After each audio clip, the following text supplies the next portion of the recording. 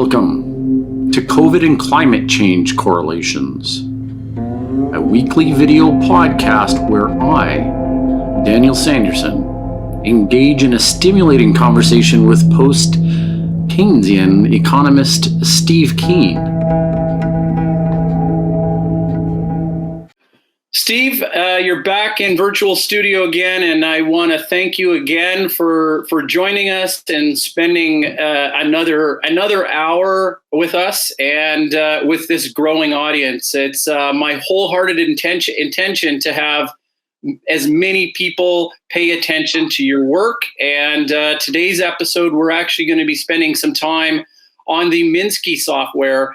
And the Minsky software is integral to your into your work and to the validation of your work, both mathematically and I guess programmatically. I guess, right? Is that the case?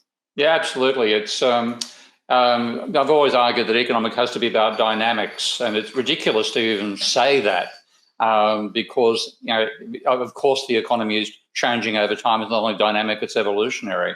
But economics has been dominated by a way of thinking that says it's all about equilibrium, which is a hangover from the 19th century. So I knew I needed a platform to be able to show how you model the economy, at least as a dynamic, if not actually also an evolutionary process. And the existing platforms didn't cut it for me in two main ways. One is they didn't make it easy to handle money, and that's where I invented something absolutely brand new in Minsky, which using double entry bookkeeping tables to generate models of financial dynamics. But also I wanted to make it more visual and more obviously mathematical. A lot of these existing programs hide the mathematics behind text boxes. So Minsky is very different on that front. So yeah, it's become integral to how I work. The first thing I do when I want to work out some idea is I load Minsky. Well, this is really interesting, and I want to focus just on the words of double entry bookkeeping. You're talking about some, we've talked about this before. Your economic models, I feel, have the potential to really, really affect positive change in the world. You would probably describe it as, well, it just describes reality better. But yeah. My point on it is this move to a double entry bookkeeping. It sounds so simple. It's like like, how did we miss it? Or how come it's so simple and yet it's just so far away for so long? Yeah, it is bizarre, and it is one of these things that happens in a very iterative way. So, like when I was first trying to build models of financial flows, I work in strict differential equations. I'd be writing differential equations linking debt, loans to deposits and stuff like that. And it was always possible to make an error. Like you change one differential equation for loans and you don't make the same change to the differential equation for deposits, and you stuff up your model. And how do you keep track of all this stuff? And so initially I was working actually with Wynne Godley. And those who don't know Wynne Godley's name, Wynne was the person who developed the whole idea of stock flow consistent modeling, and a wonderful, charming, eclectic human being. He was a concert standard oboe player. Mm-hmm. He was so handsome that he was used as the model for St. George, I believe it was, for a statue in Cambridge. He drove a sports car, and this I'm talking when he's 70s and 80s. He was turning up to work in a rather flash little MG. So very, very much a Renaissance man. And he developed the idea of stock flow consistent modeling, where every flow went from somewhere and ended up somewhere.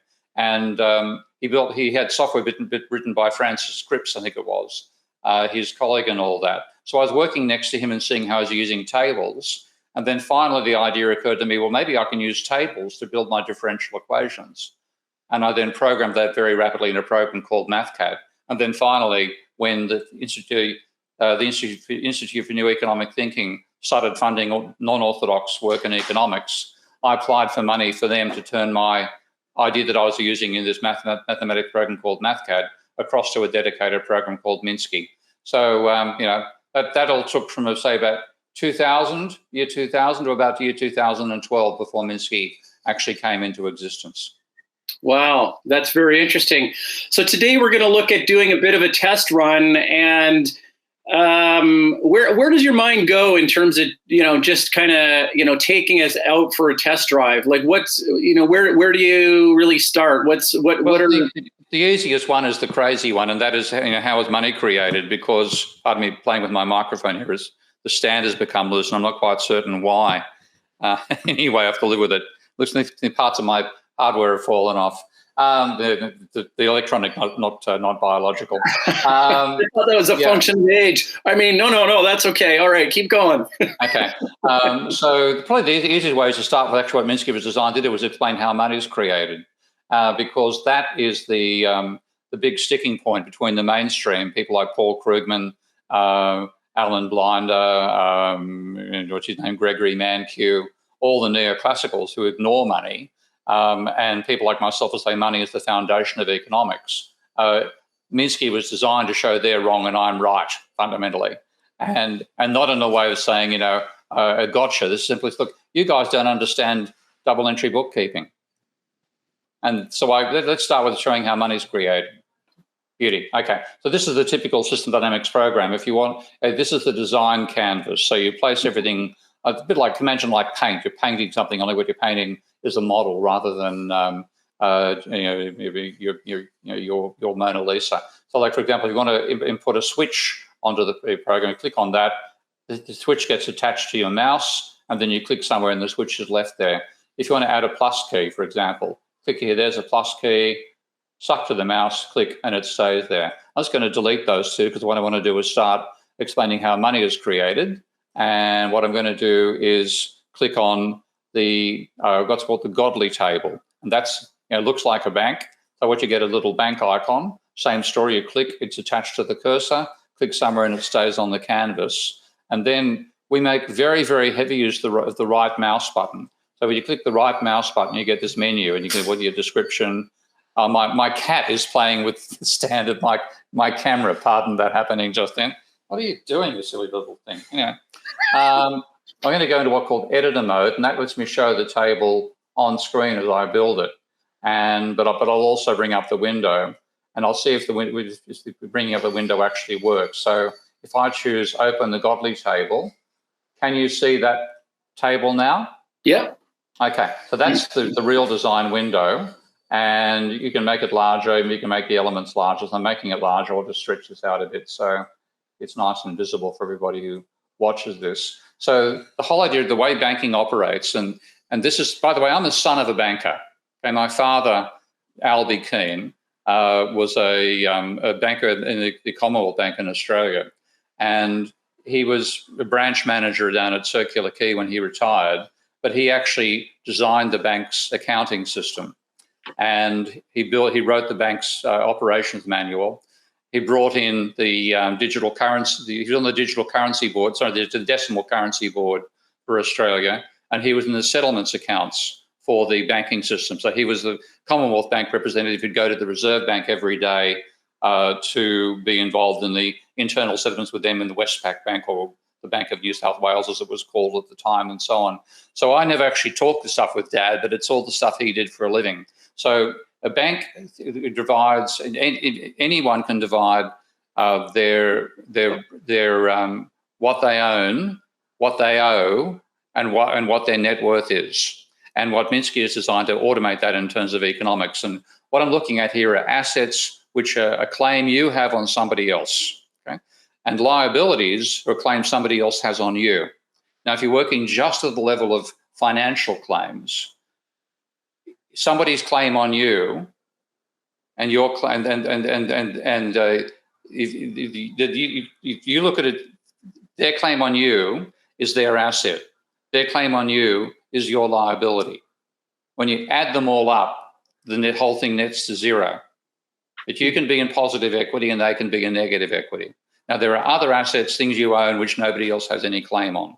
So they're not included in this way of modeling. And we could extend that, but I'm really looking at financial claims. So the equity column comes out as being the net worth, and the sum of all net worths, because of the sum of everybody's claim and everybody else's, comes out to zero.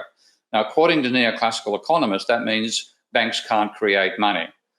Okay? and they have what they call the model of loanable funds. What I'm going to do first of all is explain how they see the bank system operates. So we all know that banks have assets which we call reserves. What I'm just going to do is type the word reserves into here as an asset of the banking system. And then the bank has liabilities. And I'm going to say, well, it has some people who are savers, who have deposit accounts, and other people who are borrowers, who have deposit accounts, okay? And then the banking system itself, the overall bank equity, if you imagine I've got a dash between bank and the letter E, that's a command to Minsky to say, show the E as a subscript, okay? Now, let's say we start with, say, reserves of 100, and the savers have 80 in reserves, and the borrowers have 10 in reserves, and the bank net equity is 10. That's our initial condition. And then I can add additional assets if I want to by clicking on this button here, which creates an extra column here. I can add extra liabilities by doing the same thing. The minus gets rid of it. So there's a chance to modify the model as I go along. If I click here, I add my first operation. Let's say I have lent money. Now, what the neoclassicals think is it's the savers who are lending to the borrowers. So you have minus loan, let's say, which money coming out of the savers account, and that turns up in the borrower's account. Okay? The saver lends to the borrower. Okay, and then you have pay interest. So that's going to be interest taken out of the borrower's account and paid into the saver's account. Okay, and then you have to repay the loan.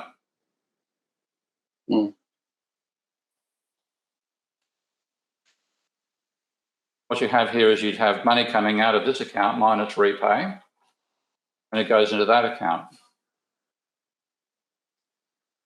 Now, you notice the bank is making, there's nothing the bank is doing here, okay? The bank is like a passive vehicle, what's going on.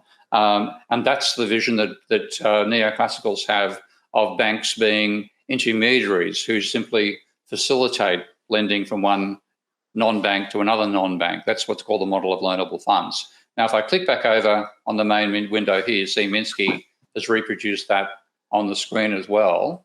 And I'm going to add the fact that it shows the variables here as well. So this is the loan, interest, and repay of the flows coming into the system on the stocks, the reserves, savers, borrowers, and bank equity. And that's the basic vision that Minsky has of. It's going to make that one make that a bit smaller.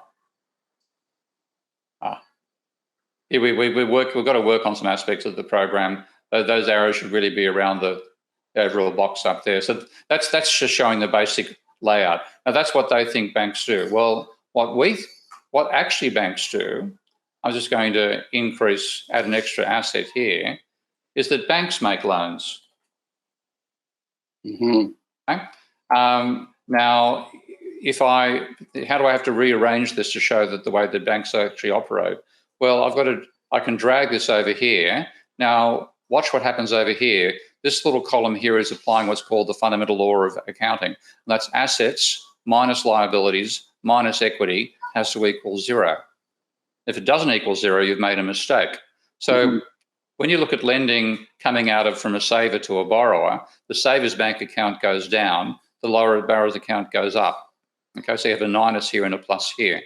And that's just what is going on is when you see how neoclassicals think about what banks actually do and what lending actually is, it's just reallocating existing money. It's not creating new money. Now, as soon as I drag this over here, Minsky, so you got an error. Okay. Okay. What's actually going on is I've got to get rid of that minus sign. Now it's correct. And what it's saying is your loan you're making increases the liability of the banking sector and increases the assets just as much. Okay. Now I've got to rearrange again. Let's just drag interest is now paid to the bank, which is over here, and repay goes over here. And I've now got to type a minus in some of the repay. And so now I've changed it from the way that the neoclassicals think the banks operate to the way the banks actually do operate. And notice that now the saver is not even in the picture. Okay, loans are an operation between a borrower and the bank. The bank creates money by lending. So the loan increases the borrower's deposit account, which is creating money. It increases the asset of the banking sector. So the increase in the assets matches the increase in the liability. Interest is a payment from the borrower to the bank, and repayment of debt reduces the money in the bank account. So to repay the money, you're actually reducing the amount of money in circulation, and you're also reducing the assets. Now, those two visions of how banks operate are completely different. One is technically wrong, and the other is technically right. This one, which is what the neoclassicals teach in their textbooks, let's actually fix up the mathematics again. That's minus loan, and that's going to be plus repay. That is wrong. And the authority to saying it's wrong is the Bank of England and the Bundesbank have both said that model is categorically wrong. That is not what banks do, okay? But that's what they still teach. If you read Krugman, if you read Mankiw, any of the macroeconomic textbooks, and if you look at the models they write, with the sole exception of my good friend Michael Kumhoff, who's the only neoclassical economist who models money properly, they all model it as if banks are just intermediaries. Now, as soon as you say banks actually lend, whoops, that was a mistake. Let's fix that up. Then they're not intermediaries. They're fundamental. They're operators. They're fundamentally part of the economy. And if you leave banks out, you're not going to understand how the economy operates, because one of the major factors is missing. So that's just at the very simple level of saying. I'll actually change this back to being the bank icon here, just easier to do that. So that's seeing it from the point of view of just the banking sector. I'll just type up here, this is the banking sector's view.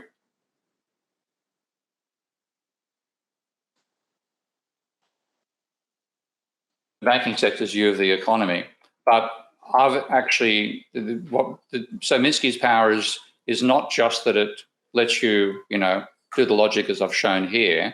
It also says, well, and what's an asset for somebody must be a liability for somebody else. So you can build an integrated model here, and that's what I'm going to do. I'm now going to bring in another godly table, and I'm going to call this one savers.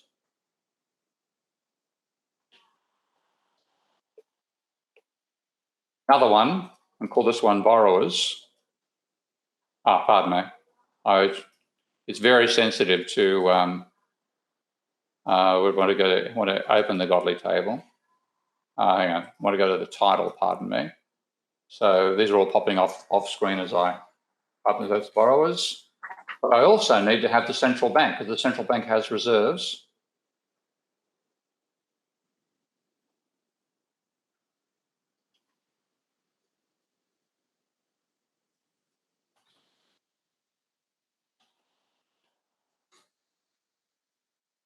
And let's now complete this model from that point of view. So I come to savers and open their godly table. Then what Minsky first of all does is say, well, what is an asset for somebody else is a liability for you. Okay, so and the banking sector, if I go back to the banking sector's view there, I'll just go over and show the banking sector again. Let's see. There's the banking sector's view. So it's got loans as an asset and savers as a liability. So if I click here in having the table for the savers, it's going to say, well, what liabilities haven't been shown as an asset of somebody else? Well, that's savers. So I click that here, and I'm going to have savers equity. At the moment, they're worth 80, because they don't have any liabilities. But now let's go, that's the savers done.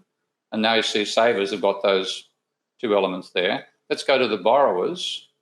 Now they've got an asset, which is the borrower's account, but they've also got a liability, which are loans. And now Minsky is saying, well, here's the operation between your assets and liabilities. Now we have borrowers'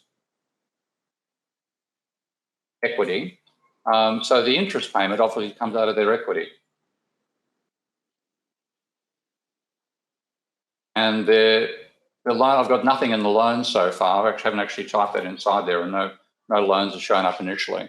But that's now the situation from the point of view of those three elements of the banking system. And the final one is the, the central bank open up its godly table, and it has the only thing left out of their reserves or a liability. So what you might have here is loans by the central bank to the banks. For example, that's using subscripts and superscripts to indicate it. And then you have the central bank equity, and I presume those loans are 100. Now what you've got is an integrated view of the economy where everybody's assets and liabilities are summed. I'll make this one a bit smaller.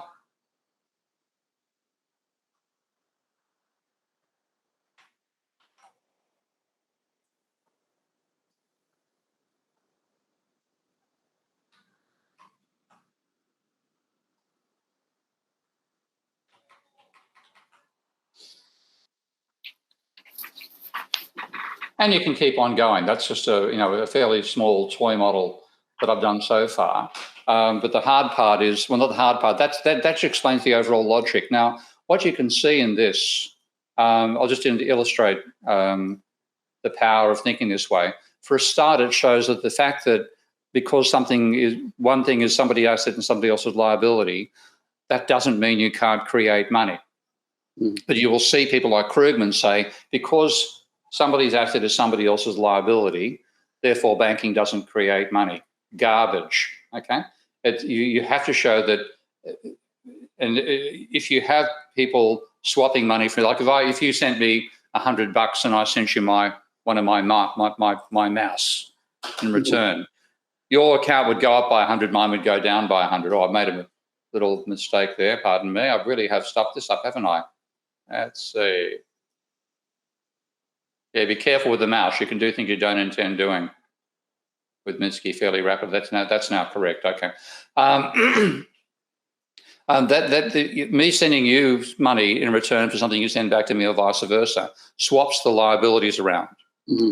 But if I go to the bank and with my credit card and to go to a shop and say I want to buy that mouse and I swipe the credit card, then $100 gets added to the bank account of the retailer. $100 gets added to my debt to the bank, and the bank's assets rise by 100, and so that is creating money. Okay, so when you swipe your credit card, you create money. When you repay your credit card, you destroy money, inverted commas. So that is absolutely essential for understanding how banking operates, and that's just the beginning of it. The next thing you want to do is make a mathematical model out of it. And I'll quickly illustrate how that is done. I'm going to copy the word interest down and bring it bang onto the canvas. And we know that the amount of interest you pay is equal to the loans multiplied by the rate of interest. If I type, say, R underscore loan for the rate of interest on loans, and I'm going to make a deliberate mistake here. Notice how that's got it, RL subscript and then OANS. That's because we're using a standard called LaTeX for doing formatting. So when you type an underscore, that tells LaTeX to subscript the next character, unless you put it inside curly brackets, and then it'll subscript the whole thing. I'm going to say this is a parameter, and let's say the value of the interest rate is 5%, but it could be as high as, say, 20%, and might be as low as, say, 1%. We're seeing interest rates that low, and the step size is 1%. Then I now want to multiply loans by the rate of interest to get the interest payment. And you can simply type on the screen the multiply key. And then I'll just zoom in here. And there are little, when you put the mouse over an object in Minsky, you can move it around as I'm doing there. Or when you're in a circle, when you click and drag, you bring out an arrow. Oh, that's cool. The arrow then attaches to the nearest input port on the nearest object. And I've got to bring it slightly closer than that. And that is now saying interest is equal to loans multiplied by the rate of interest. you've got all your logical operators in there with the flow chart. Yeah. So you set up a fairly complicated flow chart. So the first stage in Minsky is simply laying out the logic of the financial flows using double entry bookkeeping. And the second stage is taking that logic and then building a mathematical model using these elements of the system as a flow chart. Now, there's nothing, the way I've got it set up at the moment, I don't have any money in this. So I'm just going to say, let's say the loans are 30. And therefore the bank's equity is actually 30. And the right, let's see, hang on. I've got an excess there, so it'll be 20. Yeah, hang on, so 20. Oh no, hang on. 40. Okay. So there's the proper situation. And I've got to go across to the borrowers and show the loaners actually. Minsky updates when I save and reload. It's not updating fast enough on this. So the equity, the borrower's equity is now minus 20. And negative equity compared to the bank. Now, if I just recalculate this, you can see now what Minsky is doing initially. There are loans of 30, and the rate of interest is, that's 5%, 0.05. So 5% of 30 is $1.50. That's your interest payment. And then because you don't have any repayment going on here, then that is just going to maintain. But what will happen over time, if I actually graph this, I'll now bring a graph down. Let's say we want to take a look at the oh, this is cool. Okay. I like it. Good. There's the borrower's equity there. And then let's go for the bank's equity here. So take a copy of that. And I'll just drag this over to get a bit more space here so I can make the graph larger. Hang on. So it's got all the usual, but by the way, the usual features with the things I'm doing right now, like using a rubber band and dragging and stuff like that, that cost a large amount of money to get programmed. It didn't happen in the previous version. It's now possible. And I know what's happening here. Look at that. Okay, rising equity of the bank is coming at the expense of declining equity of the borrower. So it's an incomplete model, but that's the sort of thing you can start building with Minsky. And the idea is you can actually see what's happening dynamically. You run the model and you can see what's happening over time. Now, if I want to go to a more complete model than that, I'll save that as it is. I'll call this Daniel. Hang on a second. I'll whack it in. No, where can I put it? Just on the desktop. Let's see. I'll put it there and I'll move it later.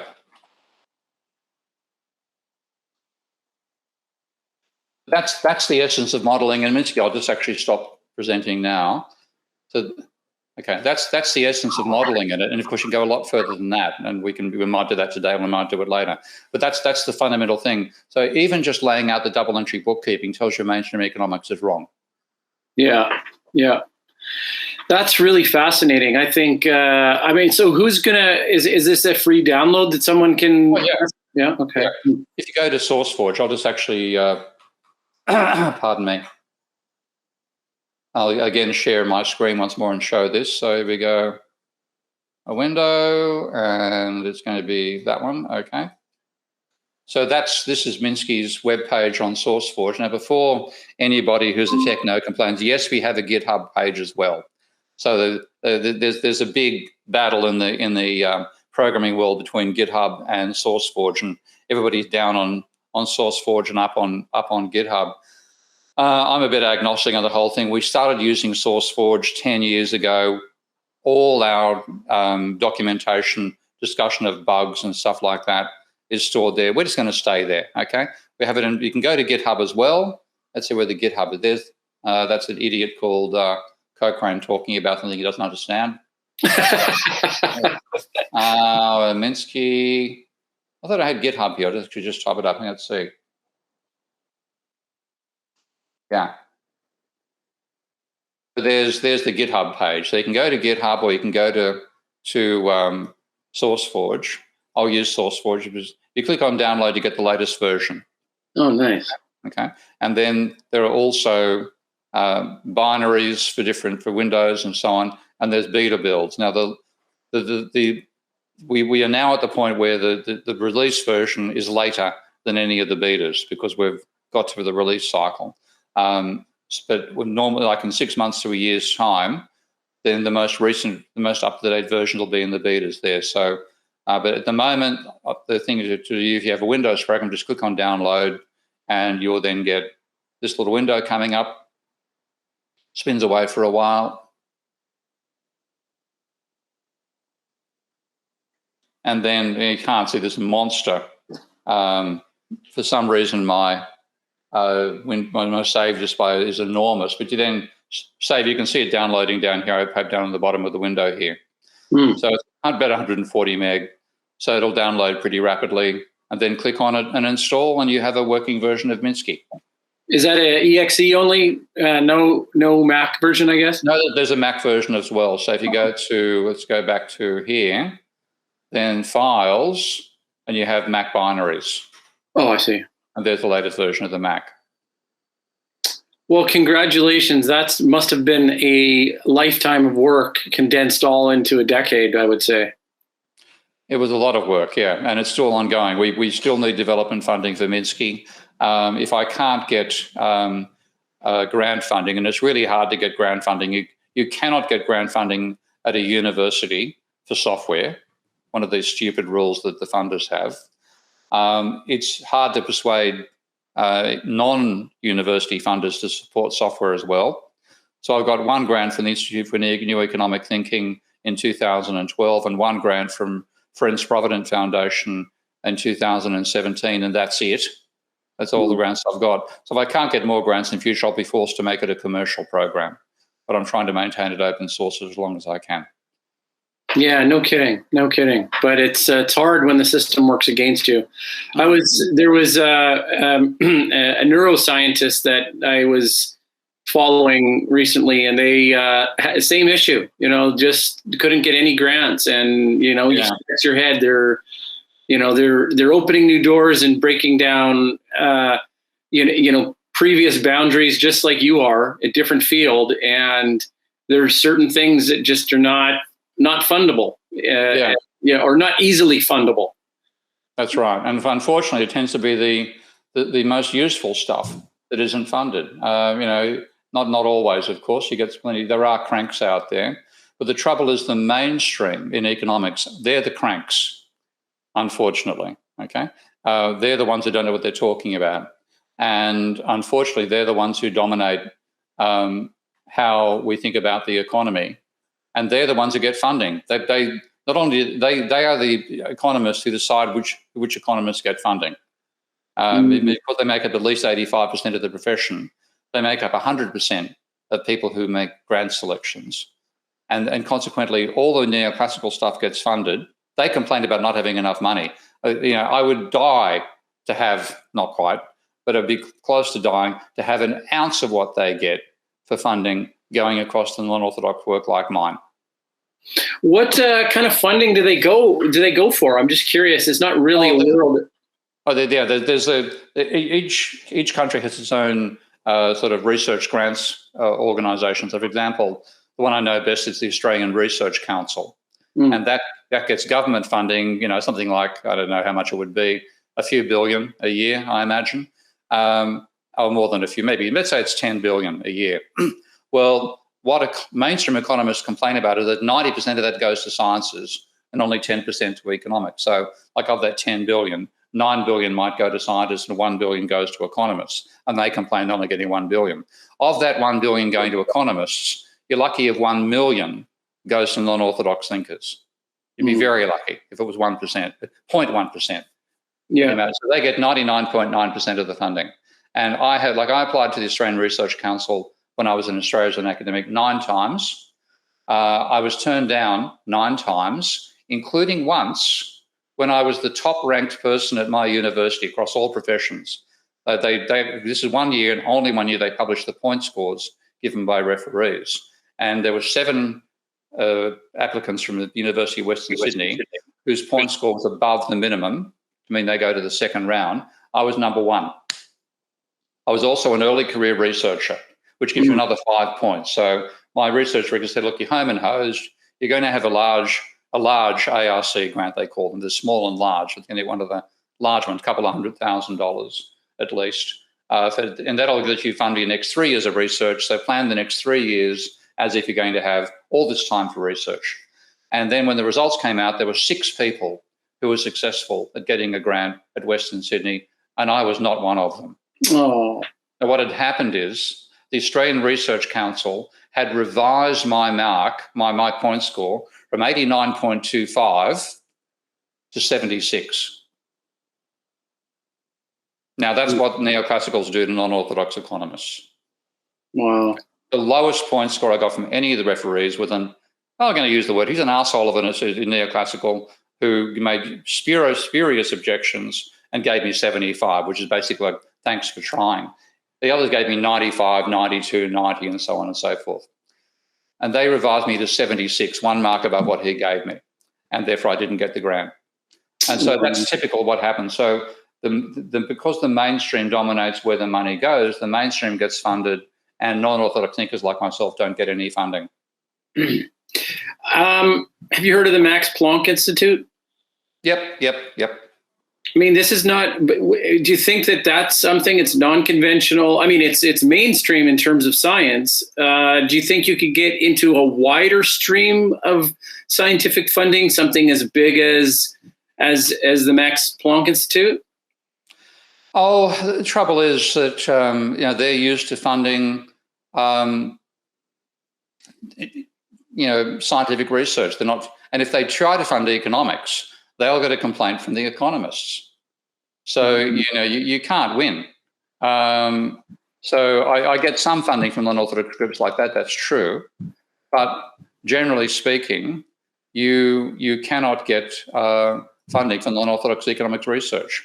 Yeah, that's what we desperately need.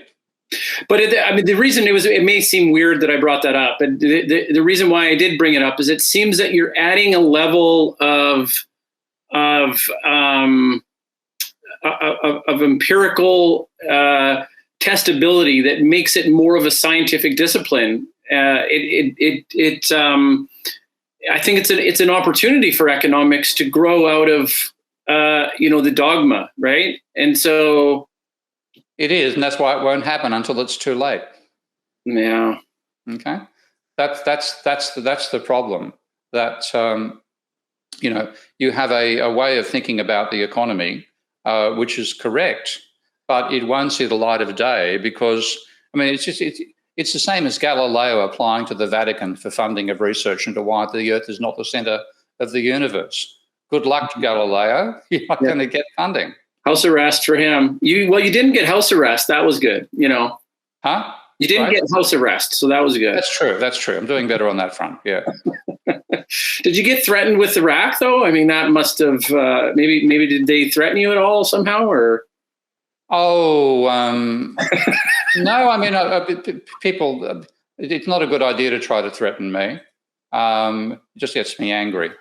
So I've had a few. Attempts of that nature to intimidate me, sure, that does happen. But I just keep on doing my stuff anyway. What happens more often is people like fear takes over. So, for example, way back when I was just a junior academic, I was still a tutor. There was a member of staff at the University of New South Wales who took a strong dislike to me and was the head of the department. His nickname was Colon. I'll leave it at that, okay? So Colon tried to make my life a misery. And one of my fellow non-orthodox economists said, look, he's a very powerful guy and you really should make your peace with him. And my answer was, if I haven't made him irrelevant to my life at some time in the future, then I regard myself as having failed. Well, trust me, he's irrelevant to my life now. Now, that means I'm now taking people like Krugman and so on and so forth. And you can't do anything because you're not part of the same power structure. So we'll continue losing until the economy they think that we live in evaporates like a puddle in the sun. Yeah, well, nicely put. Okay, what about funding in the climate change circles? That's what I'm curious about. That's better, but again, at the same time, you have to explain why you need the funding, and it's hard to do. I mean, I've now got enough prominence that I can do my work. Like I don't have to worry about teaching anymore or administration, all the nonsense that goes on at universities. So Patreon keeps me well funded. So the Patreon side means the public are letting me do this research rather than having to rely upon funding from a government body or a private body. So that's better. The negative is that I'd like to hire a research assistant or two. I'd like to hire programmers full-time to keep on working on Minsky. And I'm not getting enough money out of Patreon to do that. So there are limitations. But, I'll live with those limitations any day to get away from having to put up with the university bureaucracies and with the lack of funding that we get from mainstream funding bodies. Yeah, and you know what? That's a plug to say anybody who's listening, keep the patronage going. As Professor Keen has pointed out in the past, this is Galileo's story all over again, and if you're religious, you could say you're doing God's work, but if you're secular, it's just the right thing to do. On that note, Steve, do you have any closing words for this week's episode? No, just basically, I'd love people to download Minsky and take a look at it. One thing which, of course, you need a manual for Minsky, and one of the things I haven't had time to do is write a proper manual. However, there is now a manual of sorts. I'll actually do a screen share again. Let's do that. Okay, this one, okay. So that's my Prof. Steve Keen website, and you'll notice this is the top menu up here, pardon me, and there's Minsky, and you can this takes you to download the software, and then this is a manual, which I'm still writing. It's incomplete, but if you click on that, you'll get a PDF giving you a reasonable explanation of how Minsky operates, and then it covers all the models. I'm going to continue loading them up here, that I use in my new book, The New Economics Manifesto, which is coming out hopefully in October. So that's the site to go to, and I'll improve it over time. What's the update on the article for Royal Society? That's about a week and a half from being finished, I think, and submitted. Wow. Yeah. Exciting. We should, I don't know, I feel like having some sort of like a party for you, but It'll obviously be won by distance, unfortunately. Yeah, well, no, that's right. So do you get the acknowledgement that you've submitted, and does anybody give you feedback? When does the feedback start coming? Is that just the usual process in academic refereeing? First of all, you send the paper to a journal. Yeah. The journal will then assign it to an editor. The editor often does what they call a desk reject. So if the editor thinks it's not worth publishing, then 90% of papers get rejected at that point. Then it gets passed to referees, normally 2 referees, and the referees will then make comments, suggestions, et cetera, and if they give you what they call a revise and resubmit, then you take back their comments and work through those comments, and finally you send it back. The referees will often tell the editor they don't want to see the revised version so long as the editor's happy the revisions have been done.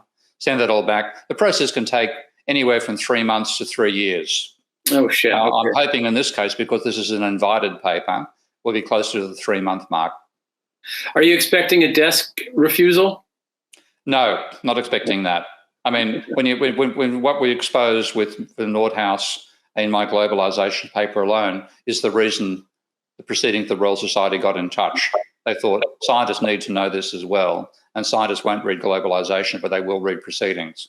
So it's to get in front of scientists. Only they've got to have done an adequate enough job for scientists to understand why they can't trust what economists have done on climate change. That's the only thing necessary.